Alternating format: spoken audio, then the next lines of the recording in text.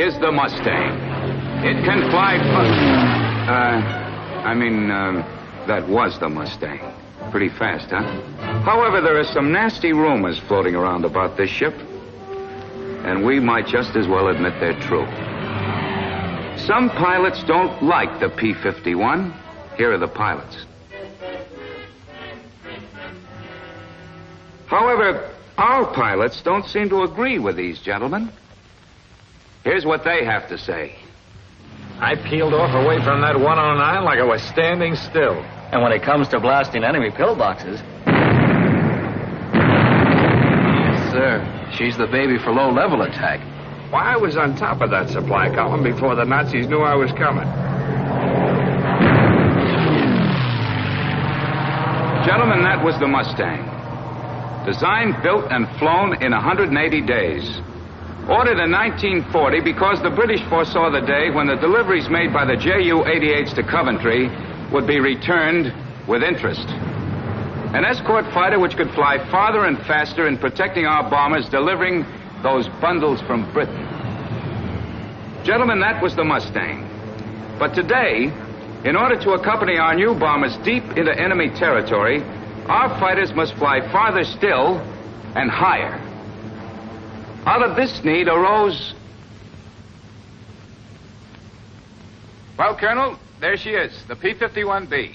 Looks like the old Mustang, doesn't she? Yes, much of the construction is exactly the same. But Mr. Dietz, using the same basic design as the P-51A, has built a ship that'll fight from 25,000 feet on up. That's the new engine, eh? That's the Rolls-Royce Merlin 61, built by Packard. It's a 12-cylinder job like the Allison and the P-51A. But it packs a military rating of 1,520 horsepower and a war emergency rating of 1,630 horsepower. And a two-stage supercharger.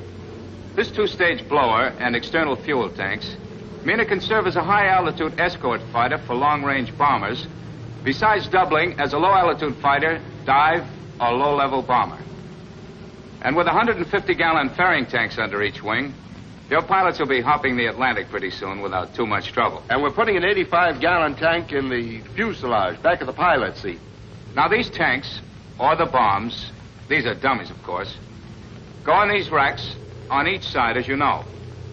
Without these racks, the plane has 15 miles per hour more top speed. But this ship is faster than the old model, even with the racks on. And we're swinging a four-bladed prop to absorb the extra power. It's a Hamilton hydromatic constant speed job with cuffs. Now, we're using the same laminar flow airfoil as before. That made the Mustang such a fast ship. And,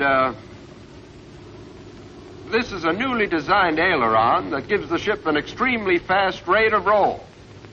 We call it the sealed balance type. I have a diagram here that illustrates how this aileron works. Now, the normal aileron looks like this. When the aileron moves up into the airflow, air leaks through the space between the aileron and the wing. That's where a lot of the force applied to the stick is wasted. But our sealed balance aileron lessens to a great extent the force required, because the part of the airflow that formerly escaped can no longer do so. The cloth connection stops it. Therefore, this airflow, which formerly escaped, exerts a force down on the airtight cloth, which in turn enables the pilot to force the wing down with much less effort. You don't have to tell me why that's important in lining up those 450s there on a Messerschmitt or a Focke-Wulf. We have a pretty insulation on those guns. Let's take a look at them.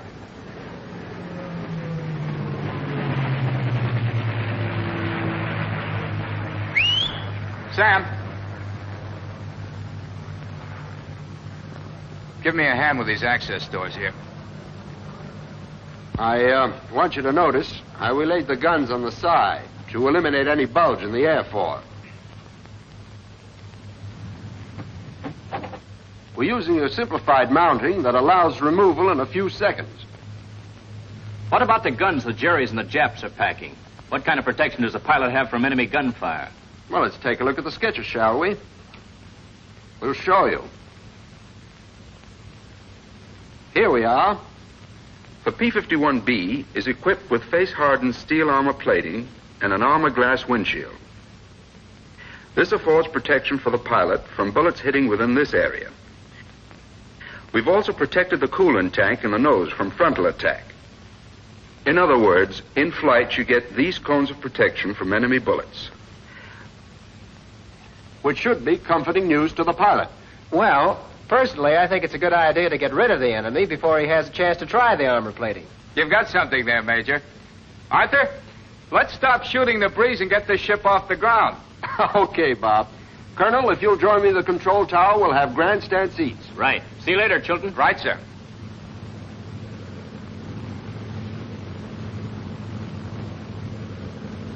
Bob will give a continuous radio report on everything he does in this plane which might deviate from normal pilot procedure, even if it's scratching his ear in the middle of a loop.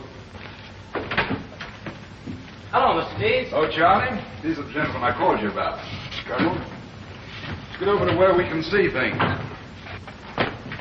Ah, there's Bob.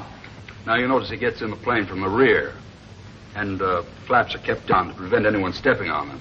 Now, Bob, before he gets into the cockpit, checks the Zeus buttons on the radio compartment panels. Once inside the cockpit, he gets comfortable, adjusts the rudder pedals, gets his shoulder harness set. Well, they should be ready by now. Charlie, let's give them a call. Okay, Mr. Deeds. Hello, Army 115. This is Mines Tower. The air's all yours, Bob. Nothing expected for the next hour. Over. Hello, Mines Tower. This is Army 115. Well, here's where I start the monologue. Hope your ears can take it. I've checked the servicing of the ship to have an idea of the amount of load I'm carrying. Rate of climb can vary as much as 500 feet a minute, depending on the load. I close the cockpit enclosure by first pulling the left side into position, then lowering the upper portion.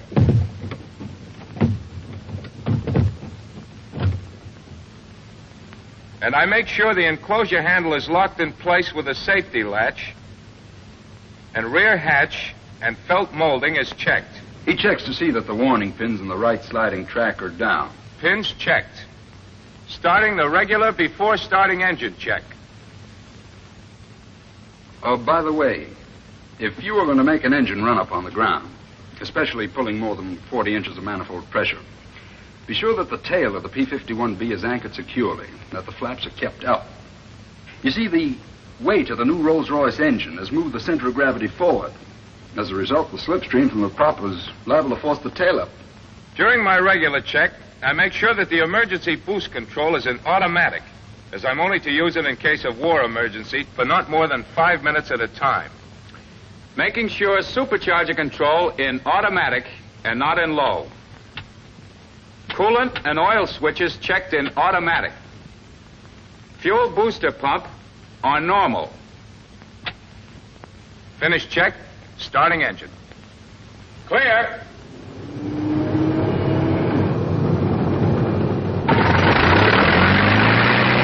The fuel booster pump draws from whatever tank the selector is on.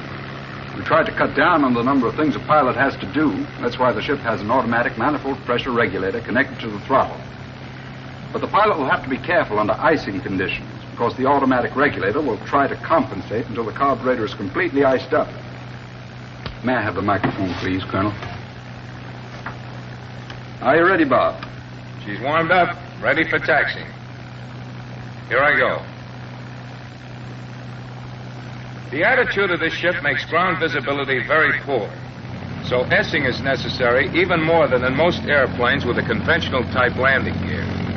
In order to save the brakes, use the steerable tail wheel feature. If I hold the stick at neutral, or slightly aft of neutral, the tail wheel is steerable 6 degrees on each side. All I have to do is move the rudder pedal.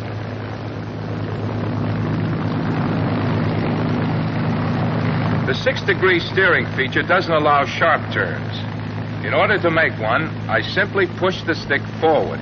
The tail wheel unlocks and becomes full swiveling. However, excessive throttle or excessive use of brakes with the stick forward should be avoided to prevent nosing over.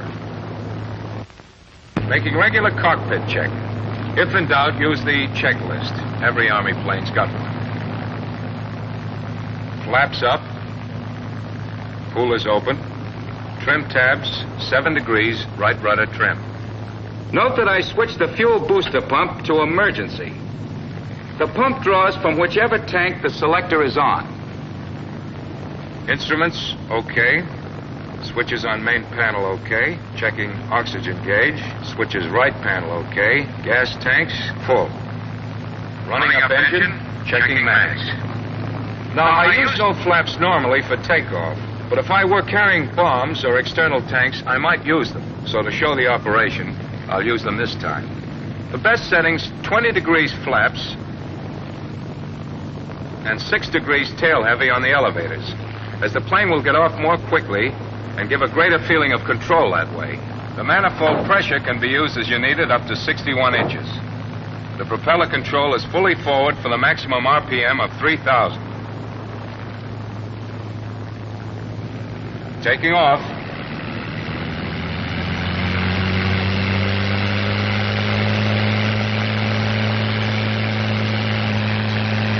Keeping the tail on the ground and use of rudder trim, as I said before, counteracts normal torque action on takeoff.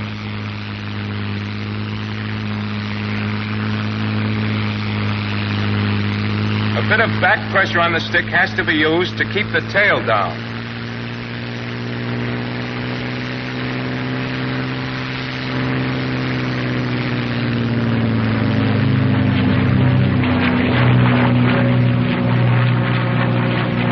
Landing gear up.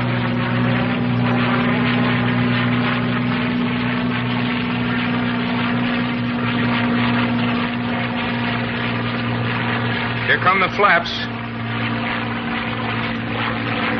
Practically no settling when they're raised.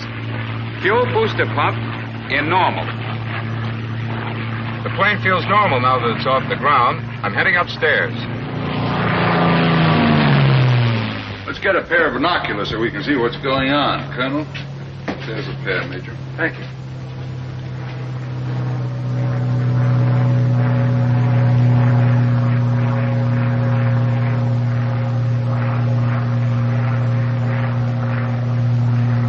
$20,000 feet. The supercharger just changed over in a high blower. A jump seems to occur in the engine, then the manifold pressure returns to its original setting. It switches at an altitude of between 20,000 and 20,500 feet. Heading on upstairs.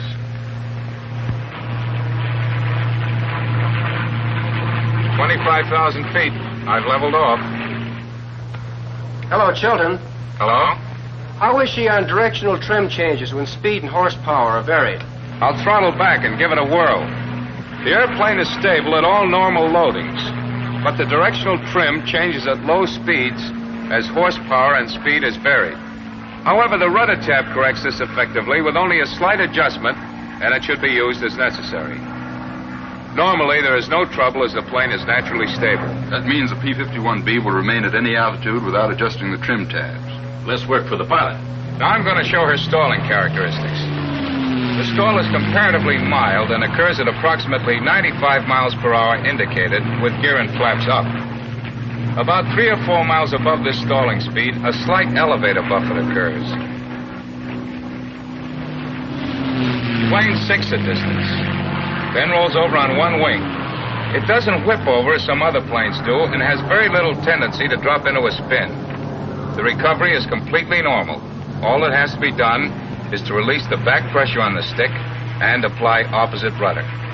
With the gear and flaps down, the stall would have the same characteristics as before, only it occurs at about 85 miles per hour indicated.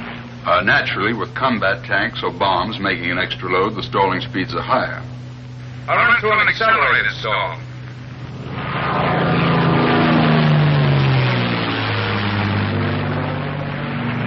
A heavy buffet occurs around the wing root fillet and the horizontal stabilizer 3 or 4 miles per hour above actual stalling speed, but the plane recovers immediately by releasing pressure on the stick. The accelerated stall has stronger warning characteristics than a normal stall. Hello, Bob. Show us a couple of dives. Okay, Colonel. Here she goes. Plane gains speed extremely fast in a dive. Tends to veer slightly to the right and continue in a dive without pulling itself out for quite a long time.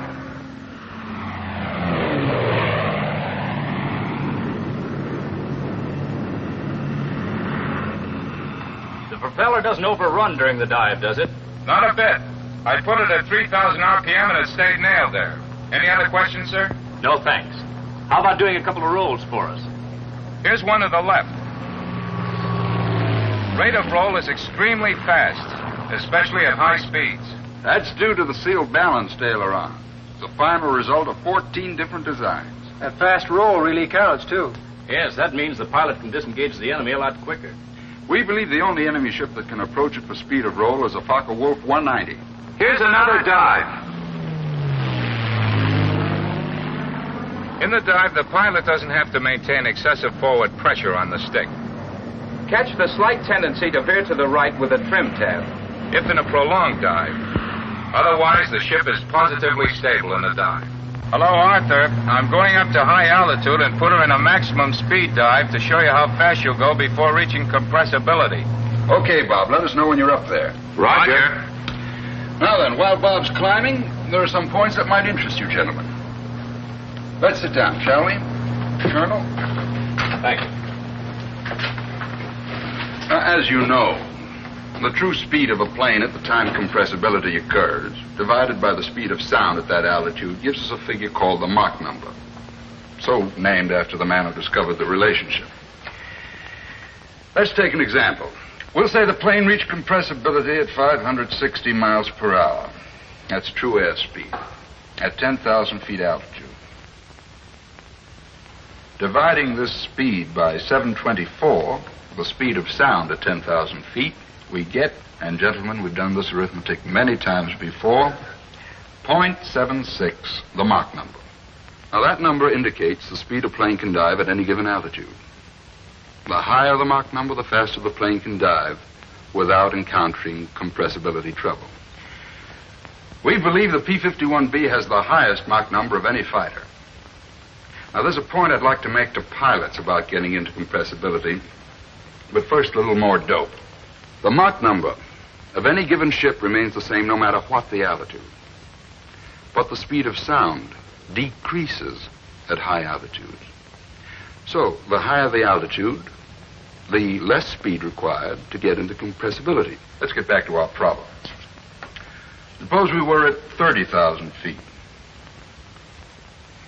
Then X, the speed we could go, divided by the decreased speed of sound at that altitude, 680 miles per hour, equals the Mach number, 0.76. Solving, we find that we could go only 517 miles per hour before getting compressibility. One more thing. The higher the altitude, the faster the true speed for any given indicated speed, and as I said, the lower true speed required to reach compressibility. So, here's the point, and it's an important one. The pilot should remember that at high altitudes, he reaches compressibility at much lower indicated speeds than at low altitudes. At any rate, observe the speed limitations posted in the cockpit.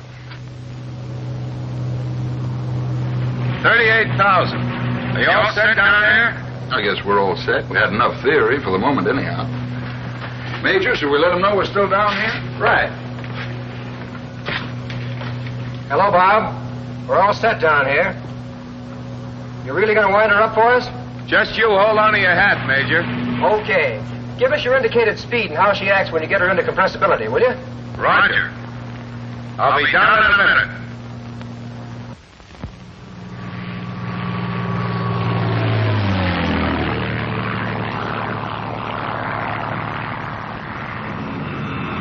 $300, $350, $400, $440.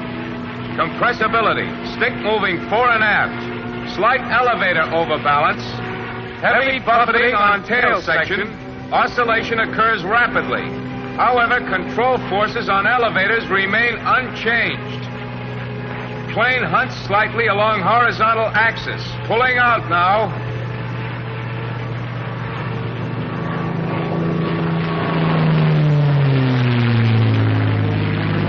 No difficulty, except buffeting continues until a lower speed has been reached. 440 indicated at that height. That's really moving. Enemy fighters will have a hell of a time trying to keep up with this ship in a dive. They really would, Colonel.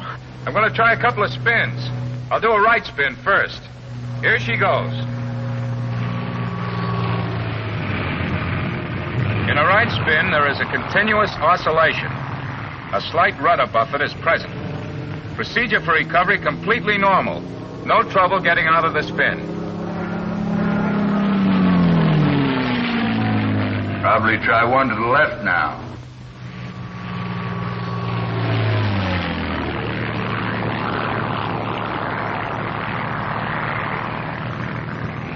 For 3 turns, an oscillation is present as in the right spin. Then the spin becomes stable. Recovery is the same. Full opposite rudder, then stick in neutral. Going into a sustained side slip.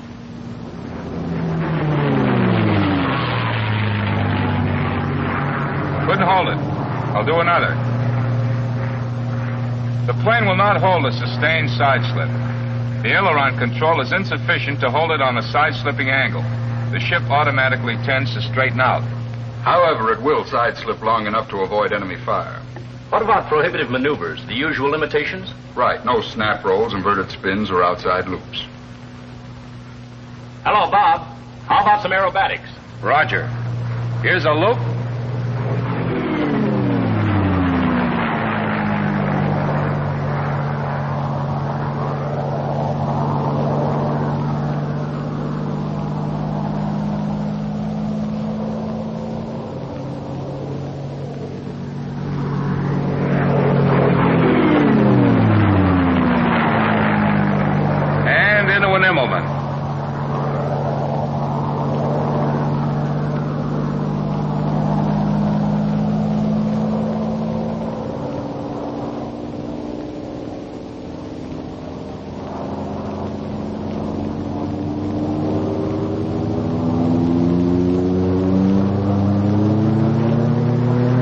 Climbing roll.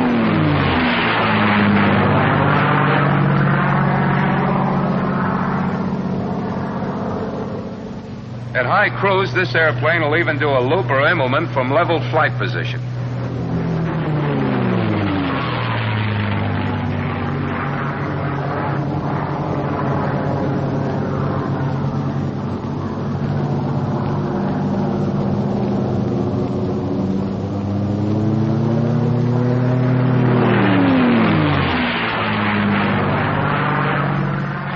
With the external fuel tanks or bombs installed, acrobatic maneuvers are prohibited.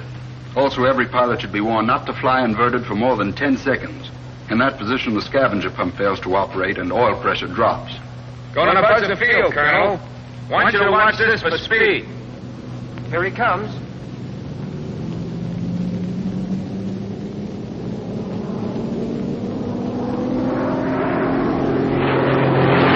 And watch this.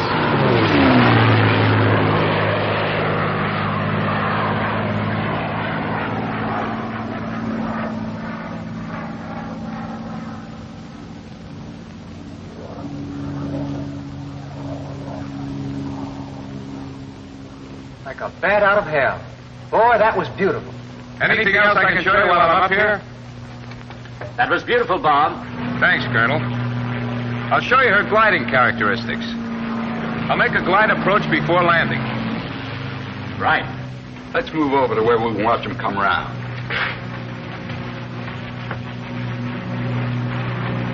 You show your power-off glide first. The ship is designed so it can glide any safe speed down to a margin of about 25% above stalling speed. With the gear and flaps up, the glide is fairly flat. The nose being high makes forward visibility poor. Now, if you lower either the landing gear or the flaps or both, you greatly steepen the gliding angle and increase the rate of descent. Hello, Mines Tower. This is Army 115. Request landing instructions. Over. Hello, Army 115. This is Mines Tower. You're clear to land, Bob. Use runway 25. Over. Roger. Out. Making normal pre-landing cockpit check. Checking that fuel selector in on fullest tanks. Propeller control at 2,500 RPM. This setting gives a margin to apply power in case of a bad landing and helps prevent the engine from over-revving. There's a tendency to do that due to the flat position of the blades and lag of the pitch control mechanism. Mixture control in auto-rich. Oil and coolant radiator scoops in automatic. Lower the landing gear only below 170 indicated by pushing landing gear handle in down position. Make sure it's securely snapped so vibration won't jiggle it up. Adjust power and trim to maintain 150 indicated. When the airplane has been brought into the wind for landing, the flap should be lowered fully. But be sure the indicated is below 165.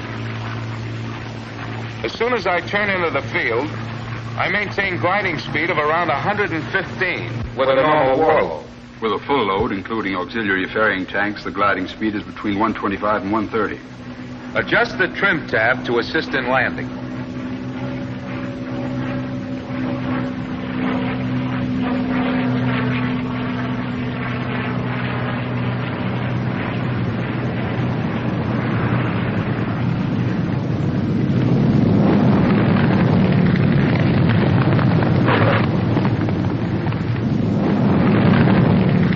Beautiful landing. You can land just as well crosswind. The wide landing gear and the lockable tail wheel make it safe. But as you know, never use more than half flaps. Well, let's go down to the line and talk to Bob. Thank you.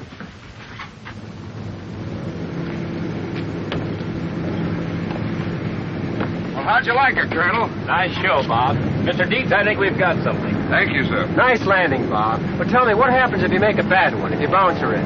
Do you give her the gun and bring her around again, or do you just ease it in? Well, if the attempt at landing is badly made so that the wing drops or you get a bad bounce, go around again. But don't slam the throttle open, because if you're too near stalling speed, engine torque will drive you right into the ground. You should ease the power on, get the nose down, and go around again. If at the last moment you decide not to make a landing, ease the throttle open, and when you reach an airspeed of about 110 and an altitude of about 300 feet, raise the flaps by degree, a notch at a time, after raising landing gear. Tell me, what about engine failure during flight? Engine failure during flight. Pull the emergency release handle of the cockpit enclosure so you won't be trapped inside in case it jams on landing. Lean forward when you do, because the hatch might clip you on the ear. Drop your external fuel tanks. And if there's time, lower the flaps. But remember, you've got to do it by hand because your hydraulic pressure is gone. Keep your landing gear retracted and land on the belly of the ship. It's no tea party, but you shouldn't have too much trouble. Oh, one more thing. Get away from the ship as quickly as possible, because the cockpit can get a little warm in case a fire starts. Tell me, how does she behave on scramble takeoffs? Oh, same as any other fighter. If she isn't warm, the oil has to be diluted enough to ensure proper oil pressure at moderate power. Then, as soon as the engine will take the throttle, just taxi out and take off. But apply the throttle slowly and steadily. Sudden application, as in any takeoff, causes the engine to cough and spit. How'd you like me to check you out on it, Major? What are we waiting for? Excuse me, Colonel. Gentlemen, that's the Army's improved version of the Mustang. A stronger, longer-range Mustang for high-altitude fighting. And today, thousands more are being made by workers on the production line for you on the fighting line.